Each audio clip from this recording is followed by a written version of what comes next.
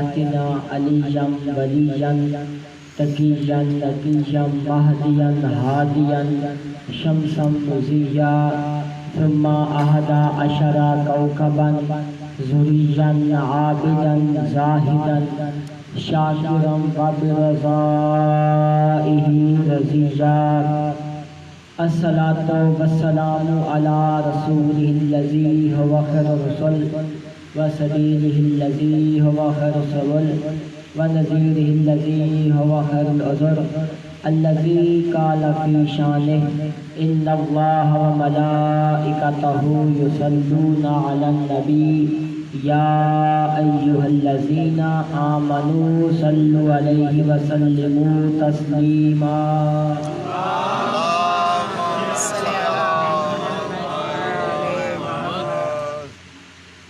الصلاة والسلام على إطرته التي هي خير الإطر وأسرته التي هي خير الأسر وشجرته التي هي خير الشجر التي نبتت حرما وبسطت في كرم التي قال في شأنها إنما يريد الله ليذهب عنكم الرجس أهل البيت ويطهركم تطهيرا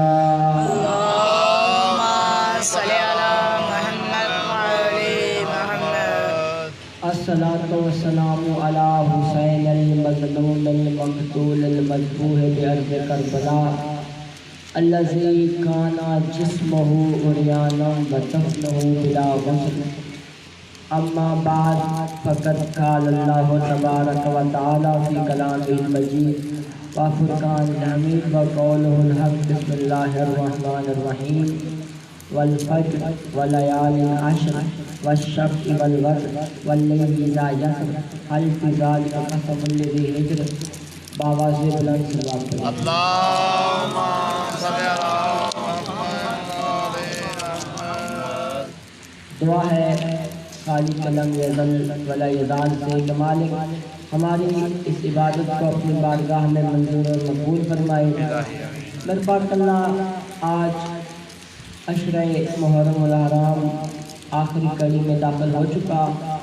میرے پاک اللہ ہم سے اس عشرے میں جتنی کمیاں رہ گئی جتنی خامیاں رہ گئی مالک ہماری ان تمام خامیوں کو محمد و آل محمد کا تفعیل پورا فرما. مالک پڑھنے والوں کو سننے والوں کو یہ جو اپنا گھر چھوڑ کے امام حسین کے گھر کو آباد کرنے آئے ہیں مالک ان کو ان کی نیت کے مطابق اجر عظیم عطا فرما. مالک مجھے بیمار کربلا کا واسطہ ہے جتنے مومنین مومنات بھی بیمار ہیں ان کو صحت کاملہ و عاجلہ عطا فرما. عمران شاہ جی کو ان کی اہلیہ کو مولانا غلام شبیر نالہ کو شبیر حسین فرائی صاحب کو اور جتنے بھی مومنین بیمار ہیں ان سب کو صحت کاملہ عاجلہ عطا فرمائے. اور میرے پاک اللہ ہمارے بزرگان کا سایہ ہم پہ تعدیر قائم فرما. میرے پاک اللہ اپنی ہمارے بزرگوں کو اپنی اس امام حسین کی عزاداری کی زینت تعدیر قائم رکھ. اپنی اپنی دعاؤں کی قبولیت کے لیے بآواز بلند صلوات پڑھیں. اللهم صل على محمد وعلى محمد. کوئی لمبا چوڑا کتاب نہیں بس انتہائی مختصر. آج 10 محرم کی رات ہے شب عاشور ہے. یہ رات قیامت سے کم رات تو نہیں ہے نا. آج بھائیوں کے پاس بہنوں کے پاس بھائی ہیں ماؤں کے پاس بیٹے ہیں. جب کل کا دن طلوع ہوگا نا تو یہ آہستہ آہستہ قربان ہونے شروع ہو جائیں گے. کہیں کبھی ماں اپنے بیٹوں کو تیار کر کے بھیج رہی ہوگی تو کبھی کوئی بہن اپنے بھائی کو تیار کر کے بھیج رہی ہوگی. یہ کوئی عام دن تو نام رات تو نہیں نا. خدا کی قسم قیامت صغریٰ ہے کل کا دن. بس عزاداروں بڑی جلدی اپنے موضوع کی طرف آؤں. آج رات کے حوالے سے ایک دو باتیں کر کے پھر اپنی گفتگو کا آغاز کروں. امام حسین نے آج کی رات کو 2-3 حصوں میں تقسیم کیا. ایک حصہ امام نے اپنے اہل بیت کے لیے رکھا، ایک حصہ اپنے اصحاب کے لیے، اور ایک حصہ امام نے عبادت خداوند منان کے لیے رکھا۔ علماء لکھتے ہیں کہ جب لشکر یزید شب عاشور کو حملہ کرنے کے لیے آیا تو امام حسین نے جناب غازی عباس کو یہی کہا کہ عباس جاؤ ان سے ایک رات کی مہلت لے آؤ۔ اس مہلت کی وجہ کیا تھی؟ علماء یہ لکھتے ہیں کہ ان کی بہت سی وجوہات ہو سکتی ہیں، ان بہت سی وجوہات میں ان کی ایک وجہ یہ بھی تھی کہ امام چاہتے تھے کہ آخری رات تھی تو آخری رات دوبارہ توجہ کر کے آخری رات بالکل مطمئن ہو کے اللہ کی عبادت کی جائے۔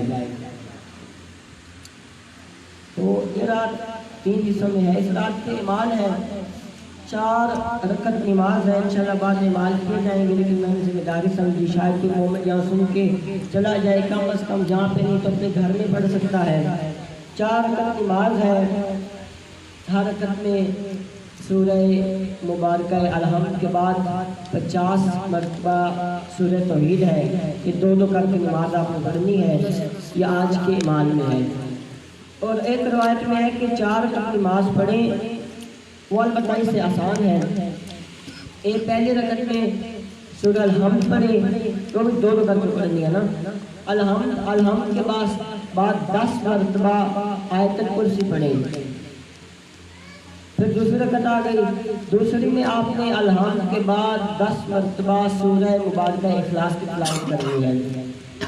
پھر تیسری رکعت آ گئی، اس میں آپ نے سورہ الحمد کے بعد 10 مرتبہ سورہ مبارکہ فلق کی تلاوت کرنی ہے، اور آخری اور چوتھی رکعت میں آپ نے سورہ الحمد کے بعد 10 مرتبہ سورہ ناس کی تلاوت کرنی ہے۔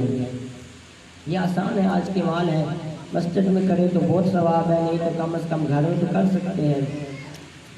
اور آج کی رات اور کل کا جو دن ہے اس میں زیارت عاشورہ پڑھنے کا بڑا ثواب ہے، رات کو بھی پڑھیں، کل دن کو بھی پڑھیں۔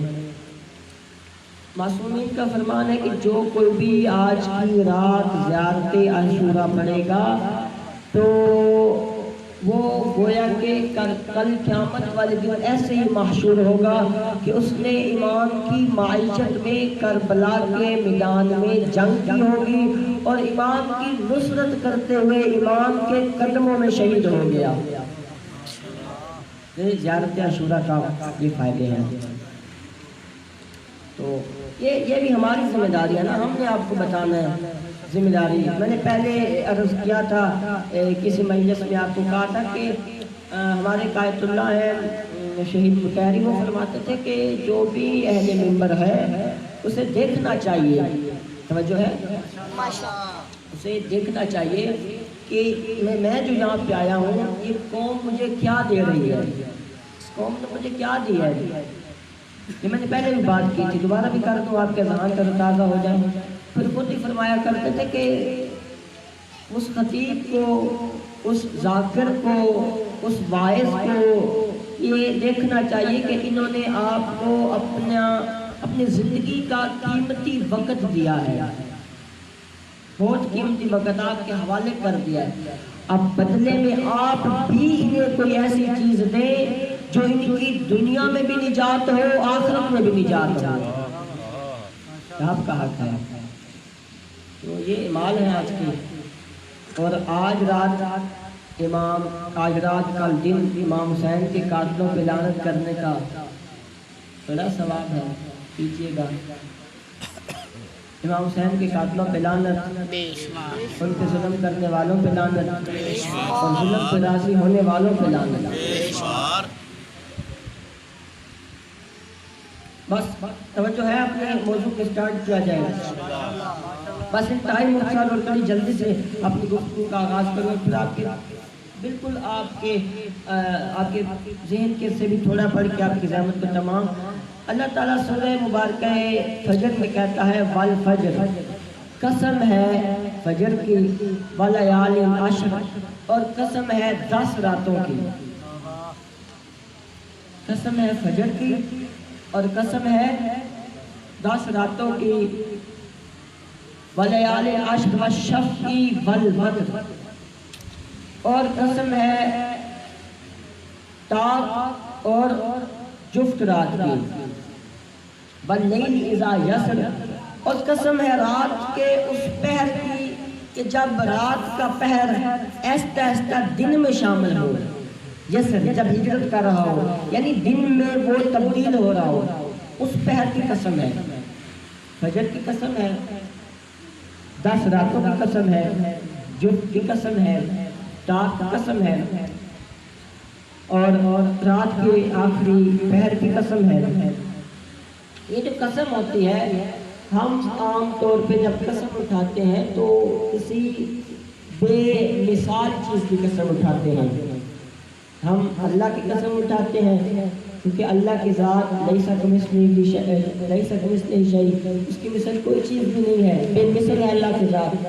ہم آل محمد کی قسم اٹھاتے ہیں، بے مثل ہے۔ ہم علم پاک کی قسم اٹھا لیتے ہیں، محبت نازت ہمیں علم کی قسم ہے، وہ بے مثل ہے، شاعر اللہ ہے۔ یعنی ہم جو قسمیں اٹھاتے ہیں وہ بے مثل ہوتی ہیں، بے عیب ہوتی ہیں۔ قسم اٹھائی ہی اس کی جاتی ہے جو بے مثل ہو، بے عیب ہو، بڑی عظیم ہو۔ اب اللہ بھی کہتا ہے فجر کی قسم ہے، 10 راتوں کی قسم ہے، جفت کی قسم ہے، تاک کی قسم ہے، اور کسی رات کے آخری پہر کی قسم ہے۔ تو معلوم ہوا یہ 10 راتیں کوئی ایسی 10 راتیں ہیں کہ نہ ان 10 راتوں جیسی کوئی راتیں ہیں، نہ اس فجر جیسی کوئی فجر ہے، نہ 10 راتوں جیسی کوئی رات ہے۔ قسم اٹھانے والی خداوند منان کی ذات ہے، کہہ رہی ہے قسم ہے 10 راتوں کی۔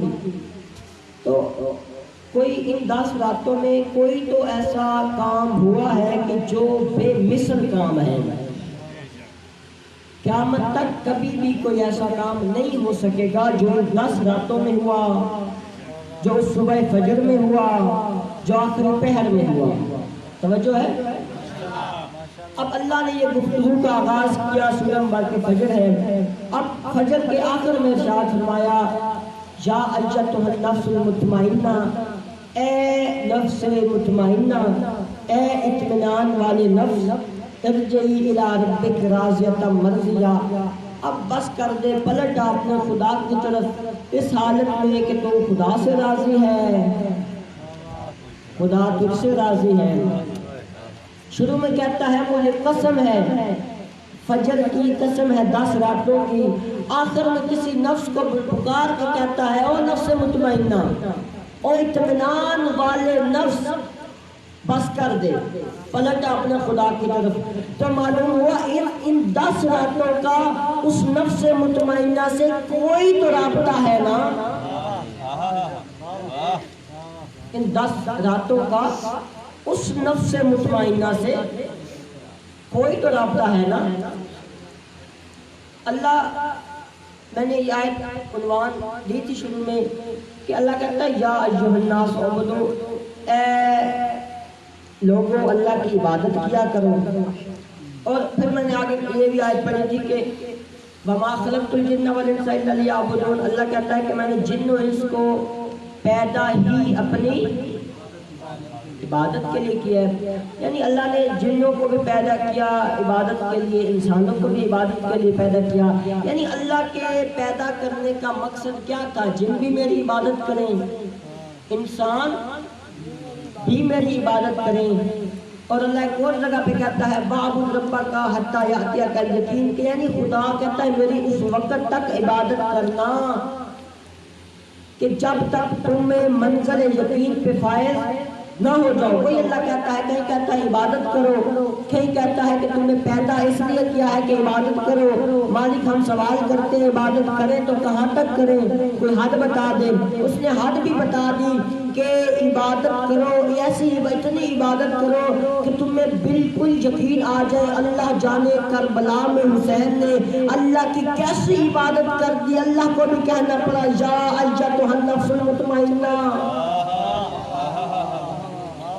اے نفس مطمئنہ ارجعی ہنس کر پلٹا۔ یہ جو نفس مطمئنہ ہے یہ کوئی عام نفس کی کیفیت نہیں ہے۔ آپ نے جناب ابراہیم کا تذکرہ کیا، تھوڑا سا ہم بھی کر دیں۔ یہ میں نے آیت پہلے ہی پڑھی تھی یہاں پہ اس مشورے میں۔ اللہ کہتا ہے کہ جب ابراہیم نے کہا کہ مالک تو مردوں کو کیسے زندہ کرتا ہے، تو اللہ نے کہا اولم تؤمن، ابراہیم کیا تجھے یقین نہیں ہے میرے پہ، کیا میں مردوں کو زندہ کر سکتا ہوں، یہ تجھے اس پہ یقین نہیں ہے؟ تو قرآن کہتا ہے ابراہیم نے جواب دیا قالوا بلا، مالک مجھے یقین تو ہے، ولکن یطمئن قلبی، مگر میں چاہتا ہوں کہ میرا دل مطمئن ہو جائے، میرے دل کو اطمینان آ جائے، میرا دل مطمئن ہو جائے۔ اب نکالو نا تاریخ ابراہیم کی، ابراہیم نبی کون سے ہیں؟ جد الانبیاء کا نام ہے ابراہیم، خلیل خدا کا نام ہے ابراہیم، اللہ کا خلیل ہے، بڑی قربانیاں دی ہیں اللہ کے خلیل نے بھی، بے مثال قربانیاں دینے کے بعد اللہ نے امامت بھی دی خلیل کو۔ کیا قربانیاں دی؟ ایک دفعہ اپنے بیٹے کے پاس آئے تو کہا انی ارا فی المنام انی اذبحک، کہ بیٹا میں نے خواب میں دیکھا ہے کہ میں تجھے ذبح کر رہا ہوں، فانظر ماذا تری، بس بیٹا مجھے بتا تیری خواہش کیا ہے، تیری تمنا کیا ہے، تیری مرضی کیا ہے، یعنی میں تجھے ذبح کر رہا ہوں، تیری تمنا کیا ہے؟ اب بیٹے نے پلٹ کے یہ نہیں کہا بابا ایک خواب ہی تو ہے نا، بابا حکم خدا تو نہیں نہ آیا، توجہ چاہتے ہوئے، بابا حکم خدا تو نہیں نہ آیا، ایک خواب ہی ہے نا، ایک خواب ہے، اللہ نے وحی نازل تو نہیں نہ کہ خواب میں آپ نے مجھے ذبح کیا ہے نا، بلکہ ابراہیم نے جناب اسماعیل نے کیا کہا، یا ابت افعل ما تؤمر، اے بابا جان جو حکم تجھے ہوا ہے وہ کر ڈالیے، جو حکم تجھے ہوا ہے وہ کر ڈالیے۔ تو معلوم ہوا اگر خلیل کو خواب آ جائے وہ اپنی مرضی کا نہیں آتا، اس کی مرضی کا آتا ہے، اگر حبیب کسی کا ہاتھ پکڑ کے دکھائے اپنی مرضی نہیں، حکم خدا ہے۔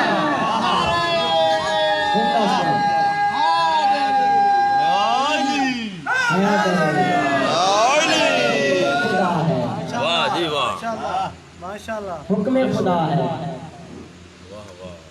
صحیح سمجھا دیتا ہے۔ اب ابراہیم نے کہا کہ میں نے خواب میں دیکھا ہے تجھے میں ذبح کر رہا ہوں، بدلے میں اسماعیل ہم جیسا کوئی ہوتا تو کہہ دیتا کہ بابا جی کا سر گھوم گیا ہے، پتہ نہیں کیسی کیسی باتیں کر رہے ہیں۔ جناب اسماعیل نے یہ بات نہیں کی بلکہ پورا یقین تھا، پورا اطمینان تھا، اللہ کا نبی ہے، خواب دیکھا ہے تو صحیح دیکھا ہوگا۔ تو معلوم ہوا قرآن نے یہ فیصلہ کر دیا کہ نبی خدا ہو اگر وہ خواب دیکھ رہا ہو، سویا ہوا ہو، اسے سوئے ہوئے بھی ہذیان نہیں ہوتا، جاگتے ہوئے ہذیان کیسے ہوتا؟ نبی خدا کیا کہا، بیٹا میں نے خواب میں دیکھا ہے، میں تجھے فانظر ماذا تری، بس بیٹا مجھے بتا تیری کیا رائے ہے، تیری کیا خواہش ہے، تیری کیا تمنا ہے، تیری کیا مرضی ہے، بس تیری کیا مرضی ہے۔ تو ابراہیم نے ایک قانون بنا دیا کہ قربانی اس وقت قبول ہوتی ہے کہ جب جس کی قربانی دی جائے وہ راضی ہو۔ ارے یہی تو فرق ہے ابراہیم اور حسین میں، وہ ابراہیم تھا جو پوچھ رہا تھا کہ بیٹا تیری قربانی دے دو، یہ حسین ہے خود آ کے کہہ رہے ہیں ہمیں اجازت دے دو، ہمیں اجازت دے دو۔ وہ ابراہیم بس شیطان ہے، اسے یہ تحریک اچھی نہیں لگی، شروع سے ہی شیطان کو یہ قربانی والی تحریک اچھی نہیں لگتی،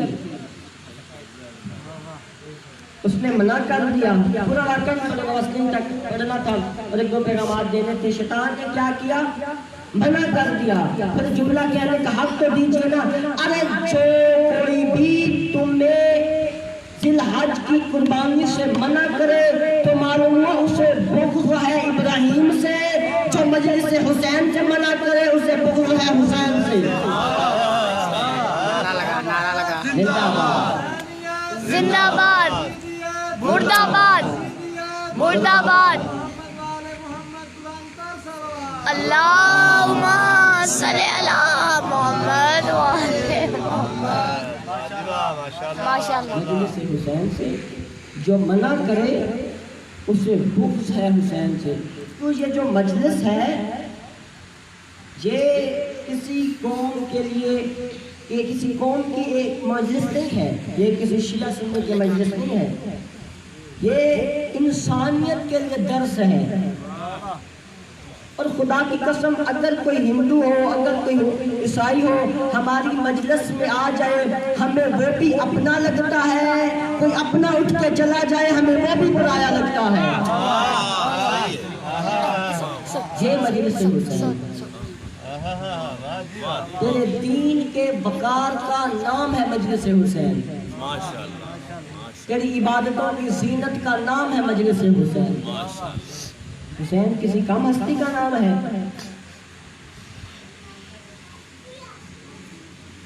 دنیا کہتی پھرتی ہے، جواب دینے والے جواب دے رہے ہیں، ہم محمد جیسے، ہم محمد جیسے، ہم محمد جیسے۔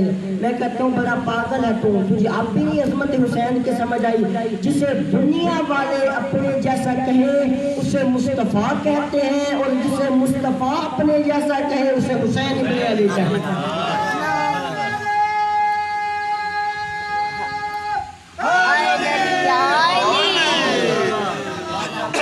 ماشاء اللہ۔ بیٹا میں نے تجھے دیکھا ہے، میں خواب میں ذبح کر رہا ہوں، بیٹا تیری رائے کیا ہے؟ تو کیا کہا؟ ستجدونی قال یا ابت افعل ما تؤمر، اے بابا جان جو حکم تجھے اللہ کی جانب سے ہوا ہے وہ کر دیجئے۔ یا ابت افعل ما تؤمر ستجدونی انشاء اللہ من الصابرین، ان قریب بے شک تو مجھے صبر کرنے والوں میں سے پائے گا، تو مجھے صبر کرنے والوں میں سے پائے گا۔ بابا جان جو حکم تجھے خدا نے دیا ہے وہ کر دیجئے، تو مجھے صبر کرنے والوں میں پائے گا۔ بھرے مجمع میں مسلم شاہ کو جملہ کہنے کا حق دیجئے۔ ارے جو صبر جز ہو اسے اسماعیل کہتے ہیں، جو صبر کل ہو اسے حسین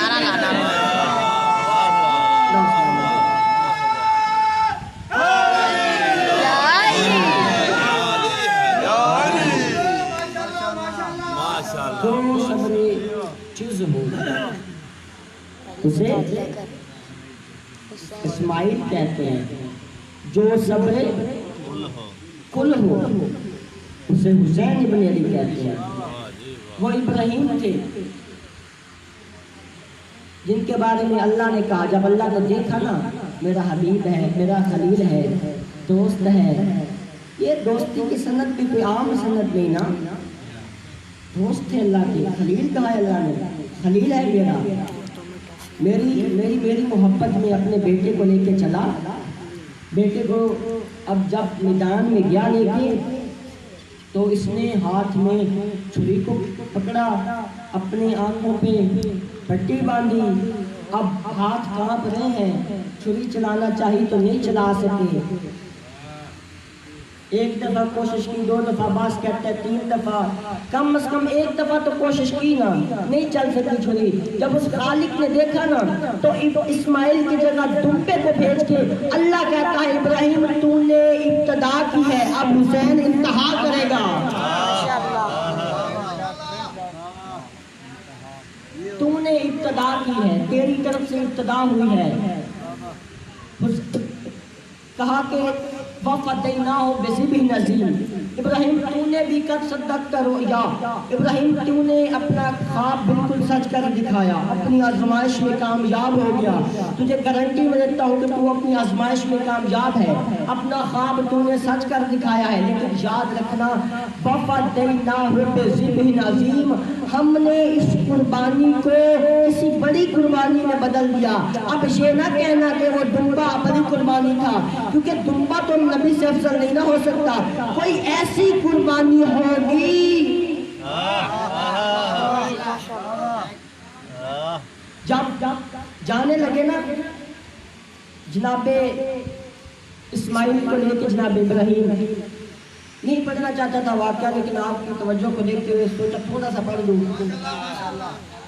تو ماں نے پوچھا کہاں لے کے جا رہے ہو میرے بیٹے کو, کہاں لے کے جا رہے ہو؟ فرمایا دوست کی ملاقات کو جا رہا ہوں.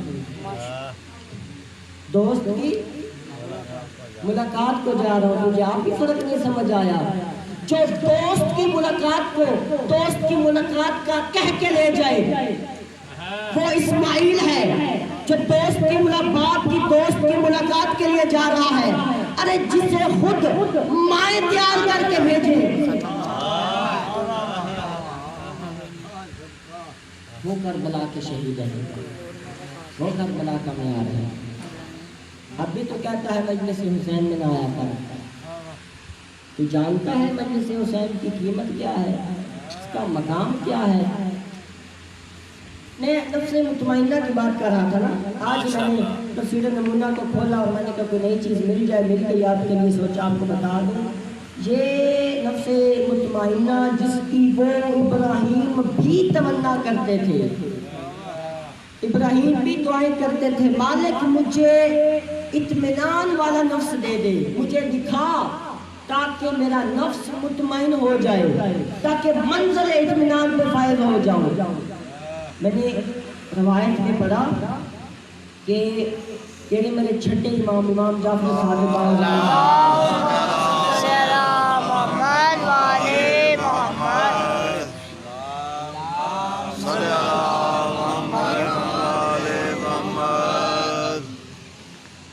امام کے پاس بندہ آیا, بندے نے آ کے کہا کہ ہم نے دیکھا ہے.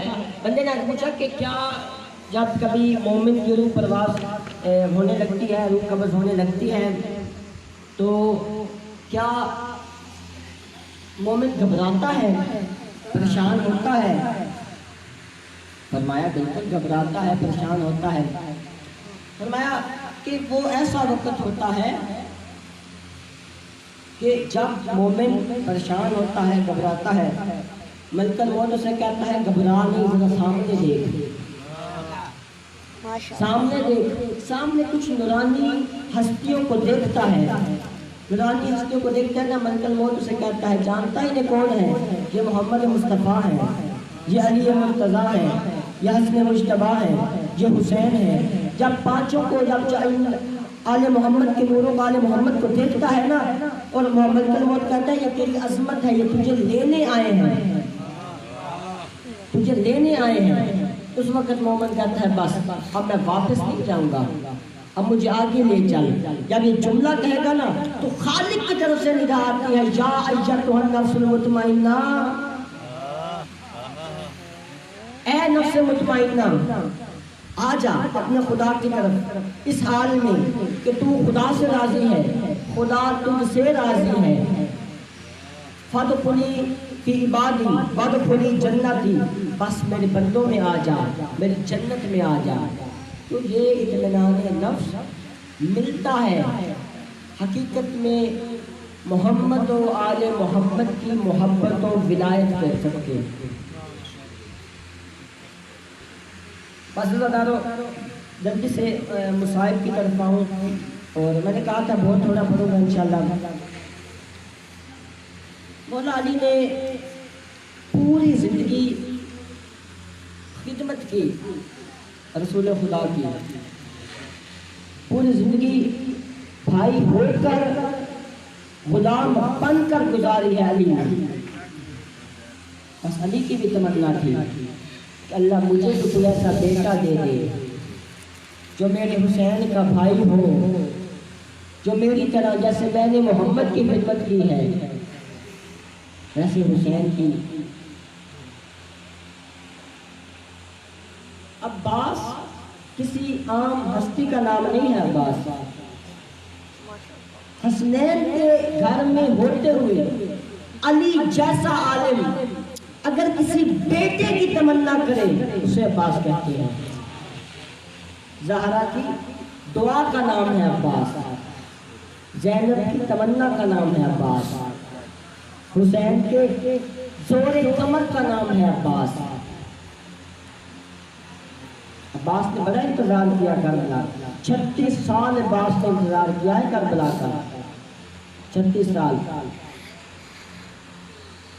علامہ ہلی ہمارے بڑے مکتب خیال میں دین ہیں، ان کی یہ سیرت، ان کی یہ زندگی میں تھا کہ جب وہ کربلا جاتے تھے زیارت کے لیے تو جب امام جناب غازی عباس کے گھر پہ جاتے نا تو زیارت نامہ اٹھاتے، زیارت نامہ پڑھتے جو وہاں پڑھا ہوتا ہے، پھر اس کو رکھ دیتے، رکھ کے 2 جملے اپنے پاس سے کہتے ہیں. پہلا جملہ کہتے ہیں السلام علیکہ یا شباب الحسین، اے حسین کی جوانی تجھ پہ میرا سلام ہو. ایک جملہ کہتے ہیں السلام علیکہ یا حجاب زینب، اے زینب کے پردے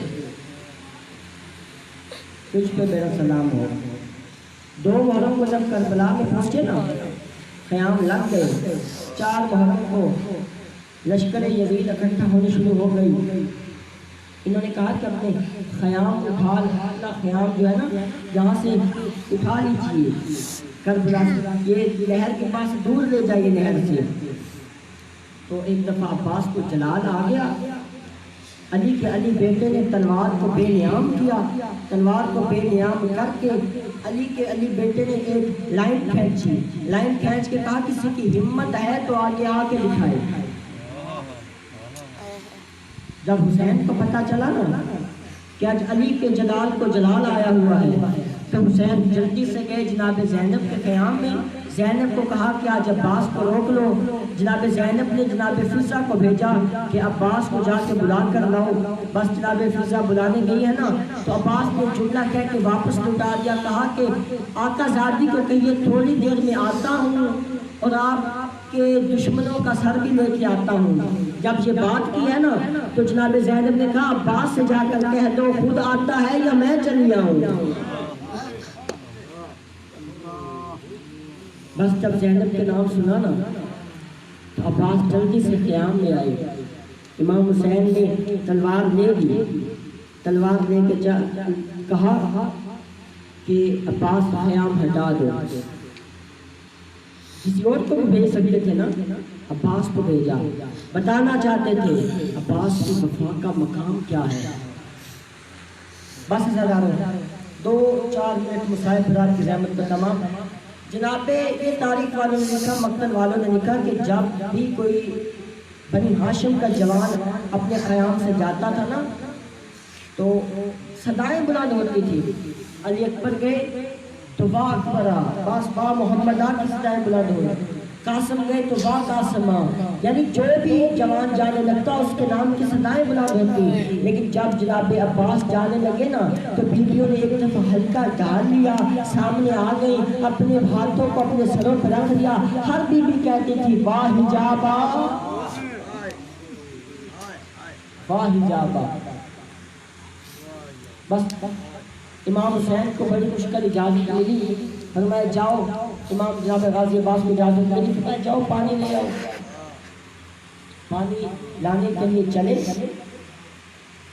جب آگے گئے ہیں نا تو لشکر یزید نے دور سے جناب عباس کو آتے دیکھا تو مقتل کے الفاظ ہیں انہوں نے چھوڑ دیا دریا کو.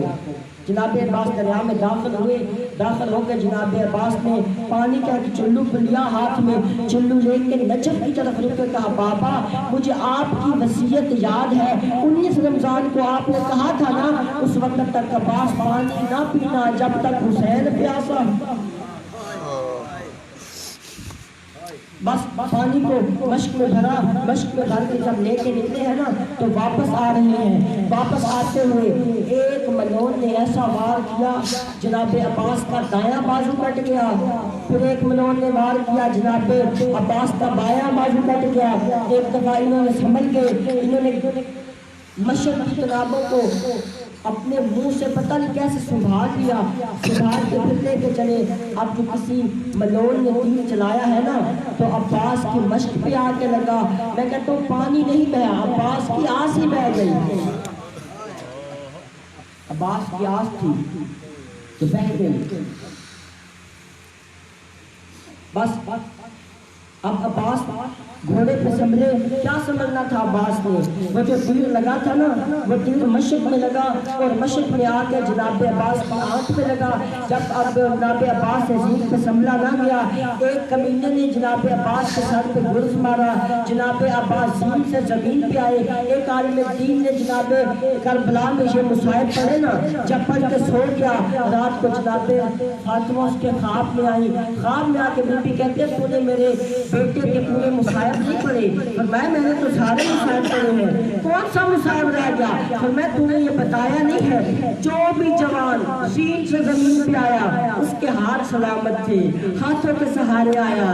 جب میرا عباس آیا اس کے بازو ساتھ نہیں تھے، اللہ جانے عباس کیسے زین سے زمین پہ آئے۔ صدا دی السلام علیکہ، اے میرے مولا نوکر کا آخری سلام ہو۔ حسین نے جب سلام سنا نا بھیا کا آخری کمر پہ جھکا لیا، فرمایا الا ان کا سرا ظہری وقلت ہیلتی، میری کمر ٹوٹ گئی، اب کمر کو جھکا لیا، جھکا کے کمر حسین چلے، عباس کے پاس آئے، عباس کے پاس آ کر حسین نے جملہ کیا کہا، سننا جملے کو۔ حسین کہتے ہیں عباس کل تک جو آنکھیں تیری وجہ سے پرسکون نیند سوتی تھی، آج سے وہ آنکھیں پرسکون نیند نہیں سوئے گی تیری وجہ سے۔